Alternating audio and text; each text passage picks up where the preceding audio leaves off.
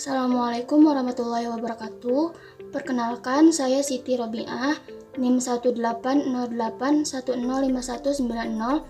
jurusan Tadris Matematika IAIN Syekh Nurjati Cirebon, semester 5 kelas E.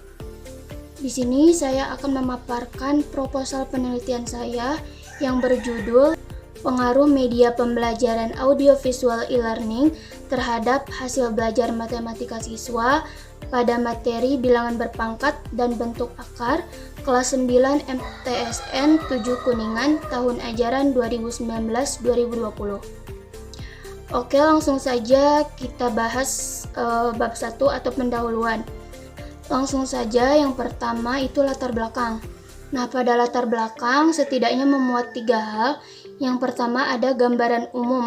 Nah, pada penelitian ini, gambaran umum terkait masalahnya yaitu dalam proses pembelajaran online, guru harus lebih cermat dalam memilih media pembelajaran yang baik sesuai dengan keadaan peserta didiknya. Keberhasilan suatu proses belajar mengajar itu salah satu faktor yang mempengaruhinya memang bagaimana seorang guru itu memilih media pembelajaran yang baik yang sesuai dengan keadaan peserta didiknya. Terlebih lagi dalam keadaan pembelajaran online seperti sekarang ini, guru lebih dituntut untuk membuat kegiatan pembelajaran lebih menarik dan guru diberi kebebasan untuk membuat media pembelajaran sekreatif mungkin agar materi yang disampaikannya tersebut dapat diterima dengan maksimal oleh peserta didiknya. Kemudian yang kedua yaitu fakta-fakta di lapangan. Nah, fakta di lapangannya menunjukkan bahwa masih banyak guru yang belum dapat memilih dan menggunakan media yang tepat dalam proses pembelajaran online ini.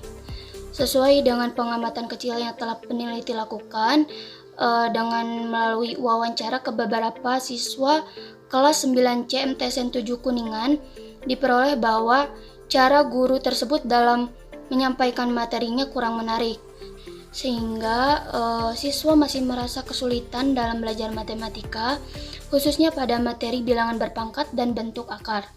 Nah, jika dalam hal ini guru tidak memiliki solusi atau tetap menggunakan media pembelajaran yang seperti itu, maka hal tersebut akan berdampak terhadap hasil belajar siswanya nanti.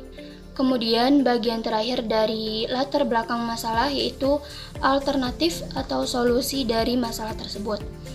Nah, keadaan seperti sekarang ini yaitu pembelajaran dilaksanakan secara online, maka konsep pembelajarannya pun lebih mengutamakan teknologi dalam pelaksanaannya. Nah, jenis media pembelajaran yang berbasis teknologi itu sangat beraneka ragam.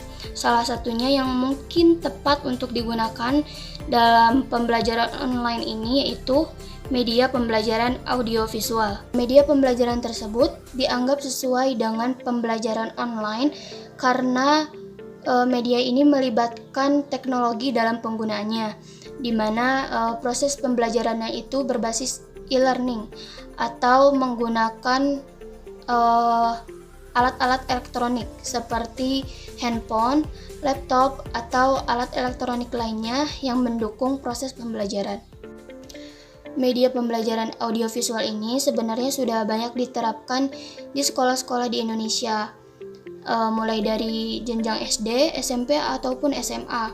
Namun, beberapa sekolah, contohnya di MTSN 7 Kuningan, belum menerapkan media pembelajaran audiovisual ini selama pembelajaran online, khususnya pada pelajaran matematika. Maka dari itu, belum diketahui apakah media pembelajaran audiovisual ini jika diterapkan di kelas 9 MTSN 7 Kuningan dapat meningkatkan hasil belajar siswa. Oleh karena itu, penelitian ini ingin menguji cobakan penggunaan media pembelajaran audiovisual e-learning untuk meningkatkan hasil belajar siswa pada pelajaran matematika, materi bilangan berpangkat dan bentuk akar di kelas 9 MTSN 7 Kuningan tahun ajaran 2019-2020. Kemudian bagian selanjutnya yaitu masalah penelitian. Nah, berdasarkan latar belakang masalah penelitian ini, permasalahannya yaitu guru belum dapat memilih penggunaan media pembelajaran matematika yang menarik ketika pembelajaran online yang dapat meningkatkan hasil belajar siswa pada materi bilangan berpangkat dan bentuk akar di kelas 9 MTSN 7 Kuningan tahun ajaran 2019-2020. Kemudian selanjutnya yaitu pertanyaan penelitian. Nah, pada penelitian ini, peneliti mengajukan pertanyaannya yaitu apakah penggunaan media pembelajaran audiovisual e-learning dapat meningkatkan hasil belajar matematika siswa pada materi bilangan berpangkat dan bentuk akar di kelas 9 MTSN 7 Kuningan tahun ajaran 2019-2020. Selanjutnya bab 2, tinjauan literatur. Nah, pada tinjauan literatur ini memuat 3 bahasan, yaitu tinjauan konseptual, tinjauan teori, dan tinjauan hasil penelitian terdahulu. Yang pertama yaitu tinjauan konseptual. Nah, dalam penelitian ini terdapat 2 konsep, yaitu media pembelajaran audiovisual e-learning dan hasil belajar. Oke, yang pertama yaitu media pembelajaran audiovisual e-learning. Media dalam pendidikan juga ikut berperan andil sebagai salah satu faktor keberhasilan proses belajar mengajar. Nah, sering disebut sebagai media pembelajaran. Media pembelajaran ini banyak para ahli yang berpendapat tentang definisinya. Di antaranya ada Umar Hamalik, Sadiman, Suprapto, Heinis, dan kawan-kawan.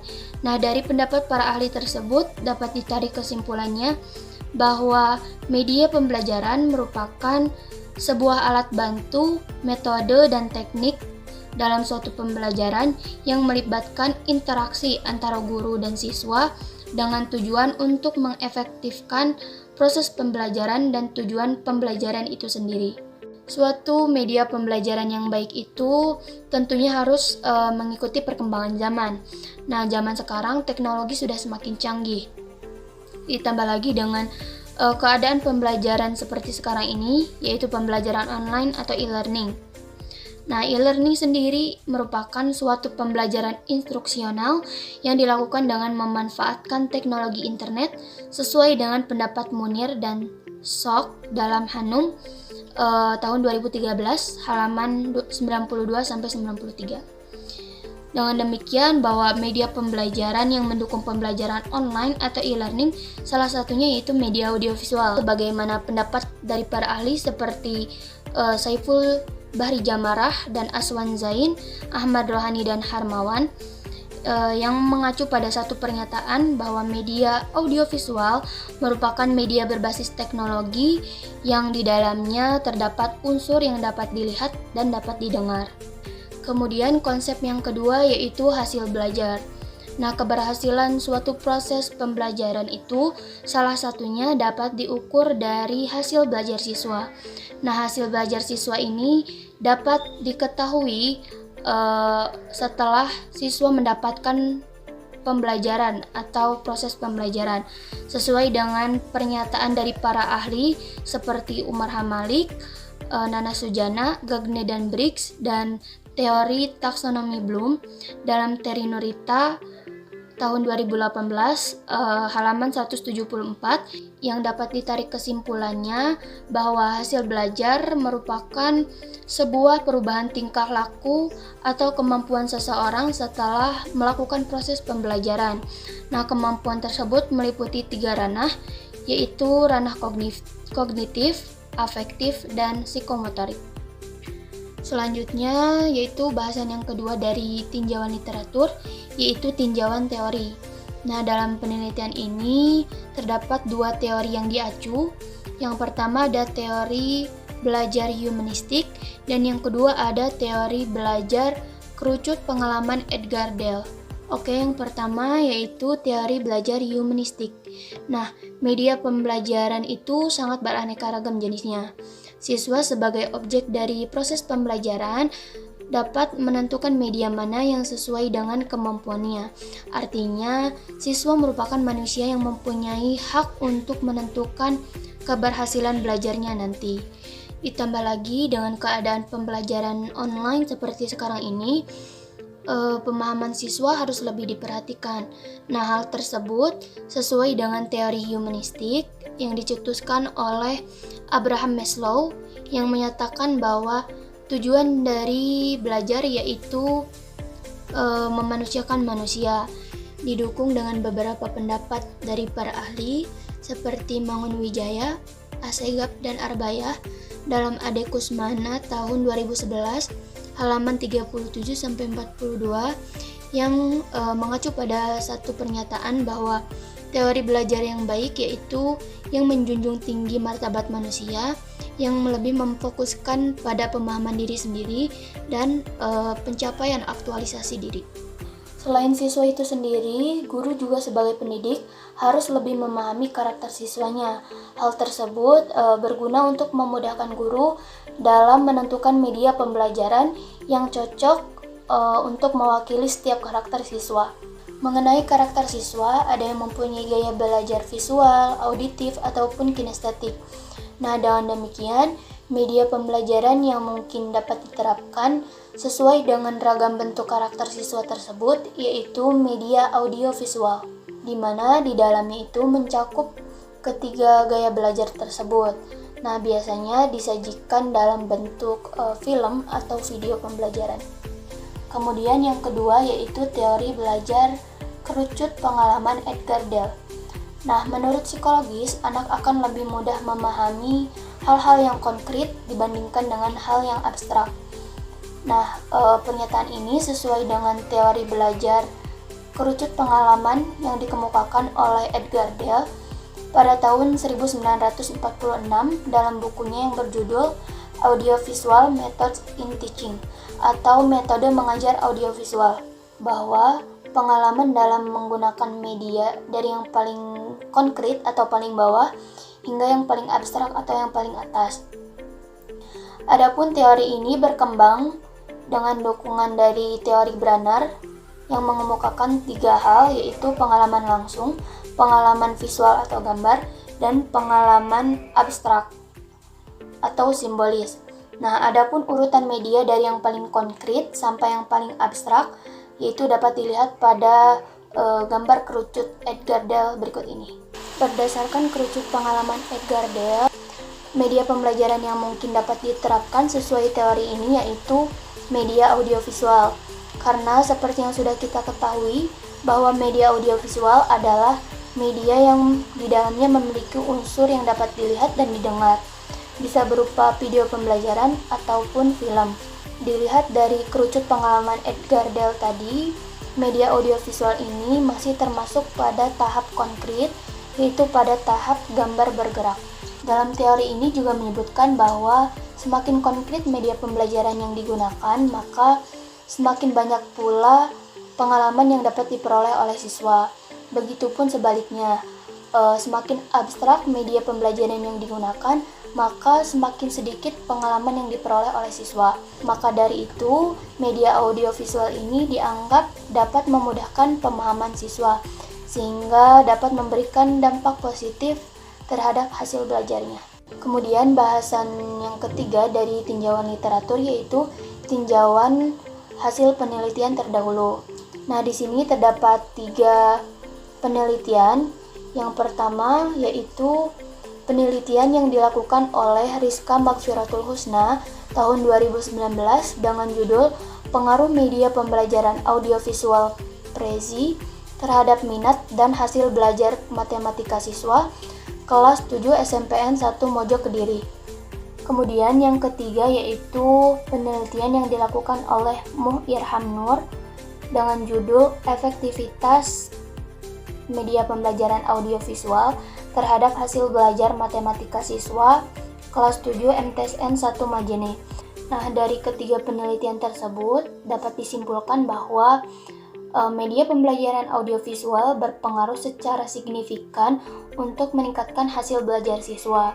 Hal itu dibuktikan dengan rata-rata hasil nilai yang diperoleh antara kelompok siswa yang diterapkan media pembelajaran audiovisual dengan kelompok siswa yang tidak diterapkan media pembelajaran audiovisual atau menggunakan pembelajaran biasa. Selanjutnya yaitu bab 3, desain dan metode penelitian. Yang pertama yaitu desain penelitian. Dalam penelitian ini, peneliti menggunakan pendekatan kuantitatif, di mana hasil analisis datanya disajikan berupa angka. Kemudian jenis penelitian dalam penelitian ini yaitu eksperimental, yaitu metode penelitian sebab akibat untuk mengetahui pengaruh perlakuan tertentu terhadap sesuatu yang dilakukan oleh peneliti.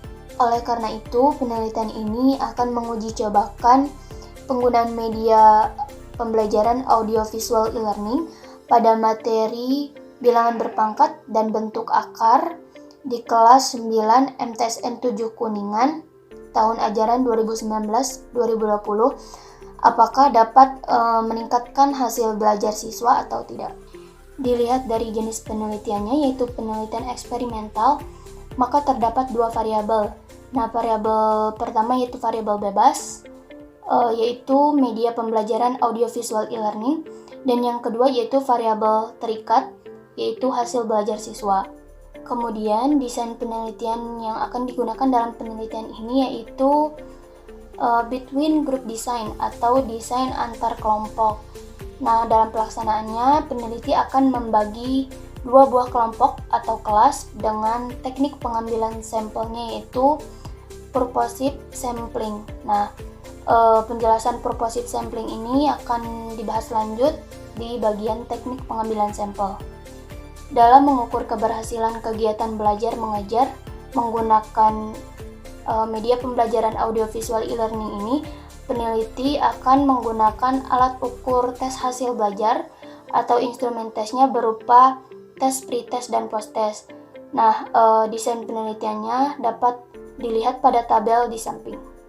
Terlihat dalam tabel bahwa terbagi menjadi dua kelompok atau kelas, yaitu kelompok eksperimen dan kelompok kontrol.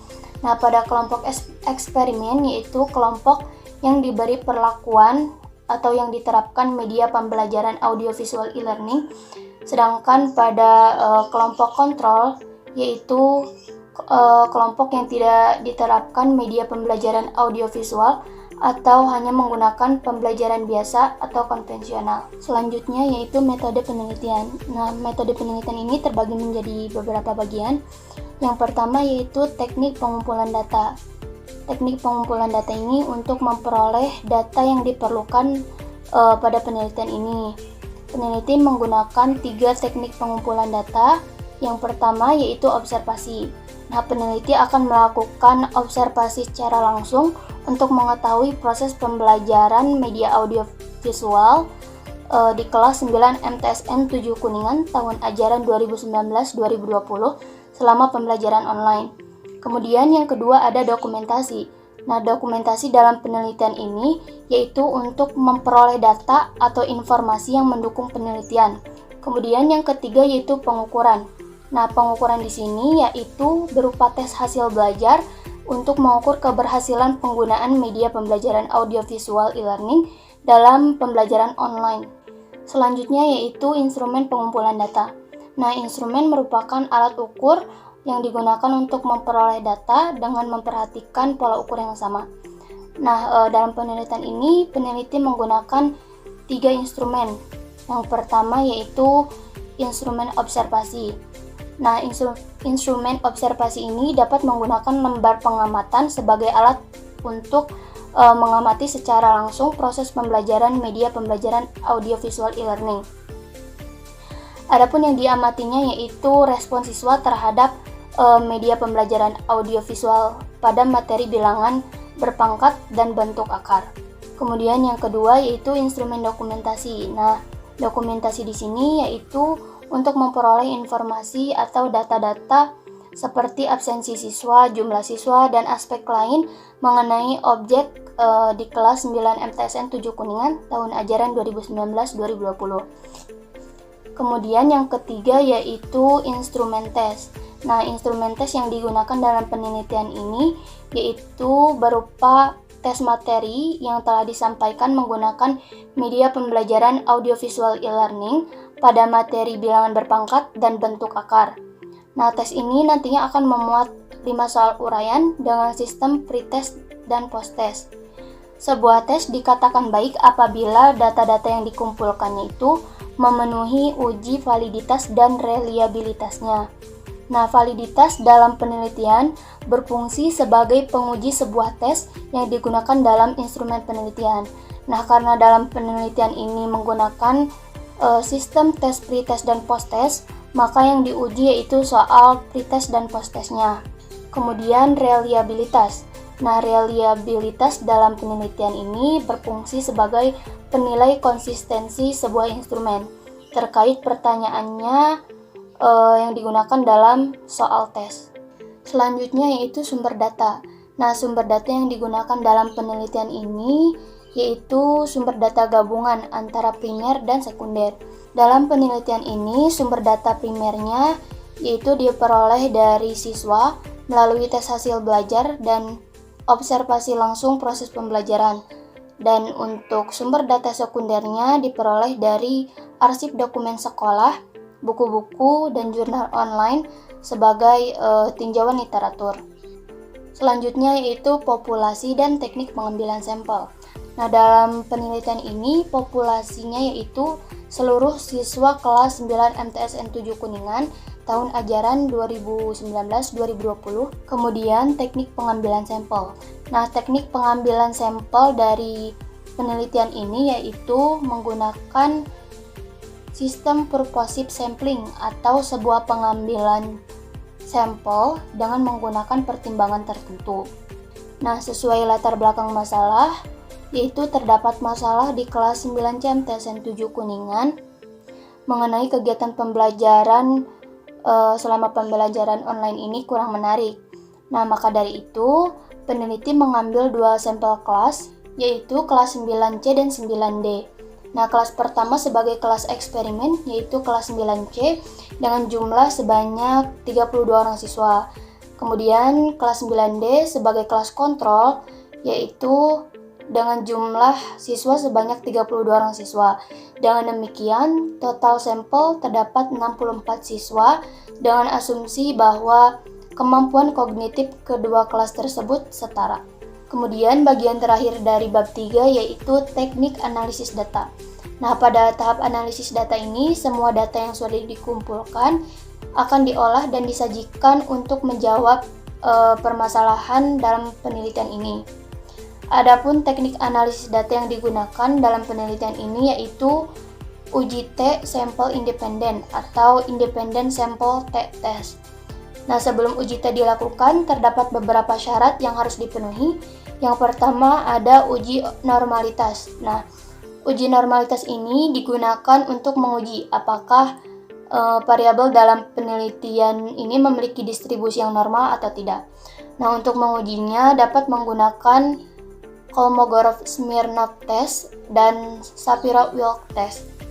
Kemudian yang kedua ada uji homogenitas. Nah, uji homogenitas ini dilakukan untuk mengetahui apakah varian antar kelompok dalam populasi tersebut sama atau berbeda. Nah, untuk menguji kehomogenitasannya dapat menggunakan uji Leven. Nah, kemudian baru kita dapat menggunakan uji T sampel independen. Nah, uji T ini digunakan untuk menguji pengaruh variabel bebas independen terhadap variabel terikat dependen. Nah, dalam penelitian ini uji T digunakan untuk mengetahui pengaruh media pembelajaran audiovisual e-learning terhadap hasil belajar siswa dengan melihat signifikasi rata-rata perbandingan antar dua kelompok, yaitu kelompok eksperimen di kelas 9C dan kelompok kontrol di kelas 9D. Untuk mengetahui nilai dari kedua kelas tersebut dapat menggunakan rumus independent sample T-test. Nah, mungkin itu saja yang dapat saya sampaikan, kurang lebihnya mohon maaf. Wassalamualaikum warahmatullahi wabarakatuh.